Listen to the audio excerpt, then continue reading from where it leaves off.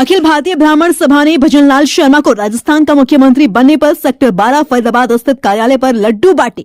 पंडित सुरेंद्र शर्मा बबली राष्ट्रीय अध्यक्ष ने माननीय प्रधानमंत्री नरेंद्र मोदी, रक्षा मंत्री राजनाथ सिंह और जेपी नड्डा जी, राष्ट्रीय अध्यक्ष वे अमित शाह जी, गृह मंत्री मोहन भागवत जी, साहित्य शेष ने नेतृत्व का आभार व्यक्त किया। पंडित सुरेंद्र शर्मा बबली ने कहा, भारतीय जनता पार्टी ने ब्राह्मणों का गौरव बढ़ाया है। मध्य प्रदेश में छत्तीसगढ़ में ब्राह्मण उप मुख्यमंत्री बनाकर ब्राह्मणों का दिल जीता है।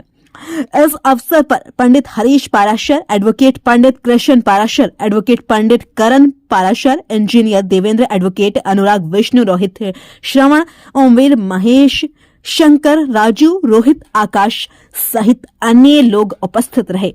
लाइव हरियाणा 24 न्यूज फरीदाबाद से ब्यूरो चीफ अमित कुमार की खास रिपोर्ट। हाई कमान ने फल दिया है। ये अच्छे कार्यकर्ता थे और युवा हैं तीनों ही। तो इन तीनों को मुख्यमंत्री की ताजपोशी करके एक कार्य क्षेत्र में और एक लगनशीलता का एक भारतीय जनता पार्टी ने उदाहरण पेश किया है। देखिए, ब्राह्मण होने के नाते हमें तो वाकई बहुत खुशी है। शर्मा जी, बीजेपी ने जैसे एक परंपरा बदली है जी, एक मतलब पहली बार के विधायक को जो चुनकर आया उसको सीएम बनाया, और राजस्थान, छत्तीसगढ़ और मध्य प्रदेश में भी ऐसे चेहरों को मुख्यमंत्री बनाया जहां लोग सोच नहीं रहे थे जी। आदिवासी को सीएम बनाया, वहां एक ओबीसी से यादव समाज के मोहन यादव को सीएम बनाया। तो कहीं ना कहीं ये अब एक ऐसा विश्वास जागा है कि एक जो कार्यकर्ता, छोटा सा कार्यकर्ता है, जो दरी बिछाने वाला कार्यकर्ता है, वो भी सोच सकता है कि वो शीर्ष तक पहुंच सकता है। देखिए, सनातन परंपरा में सप्तद्वीप, नौखंड, अधीन भरतखंड सब एक समान है, कोई जाति आपस में नहीं है। और संविधान में तो इस तरह का कोई बस सब है भी नहीं, एक आरक्षण को छोड़ करके। तो सबने अपने अपने जो क्षेत्र में कार्य किए हैं, ये नीचे ऊपर उन्होंने वाच किए हैं, उसके हिसाब से सबको ताजपोशी की गई है।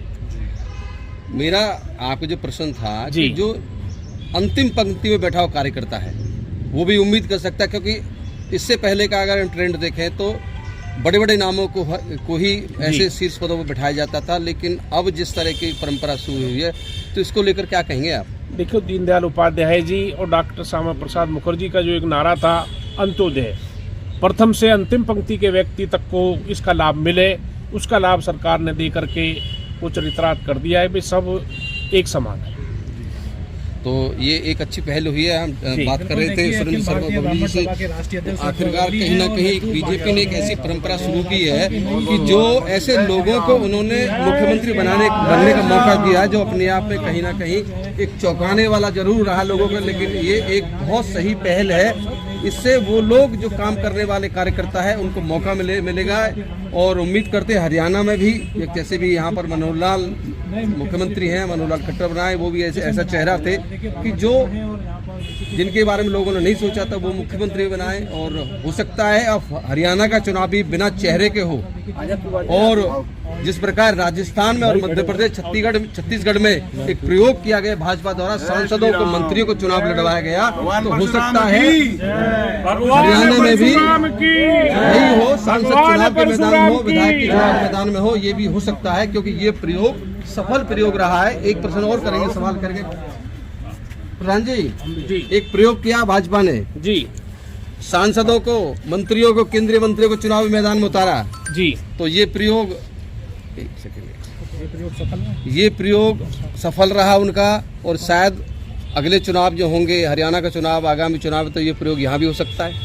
ऐसा है, इस हालात के मुताबिक जो पुराने धुरंधर हैं, मेरे ख्याल में हरियाणा में शायद उनकी भी नींद उड़ गई होगी, ऐसा मुझे आभास हो रहा है कि जो कार्यकर्ता निष्ठावान है, कर्मशील है और समर्पित है, उसका नंबर 100% सत्ता में आना ही आना है। जिन्होंने आनंद ले लिया उन्हें मेरे ख्याल में आज शायद नींद कल से आनी बंद हो गई। चर्चा ये भी है, आप भी सांसदी की चुनाव में कूदने के फिराक में। देखो, मेरी बात सुनो, मैं तो सामाजिक धार्मिक आदमी हूँ, और रही बात पार्टी की, अगर पार्टी कोई ऐसा सोचती है तो बिल्कुल आप सबके सानिध्य में बिल्कुल दम ठोक के इलेक्शन लड़ेंगे, और मोदी जी के हाथ में हाथ और ताकत में ताकत मिला के। उम्मीद जागी है अब? नहीं, हालात जब से अब वो हालात हैं जी कि भाई अगर जब सबका नंबर है तो ना जाने हमारा भी नंबर आ जाए, धंधू लग जाए जी। क्योंकि कहीं ना कहीं अब ऐसे ऐसे चेहरों को मोदी जी निकाल के लाते हैं, तो कहीं ना कहीं उनका भी एक उम्मीद करना जायज़ है। और एक चलिए आखिरकार एक ऐसा नाम निकल गया है, भजनलाल शर्मा राजस्थान के मुख्यमंत्री बने।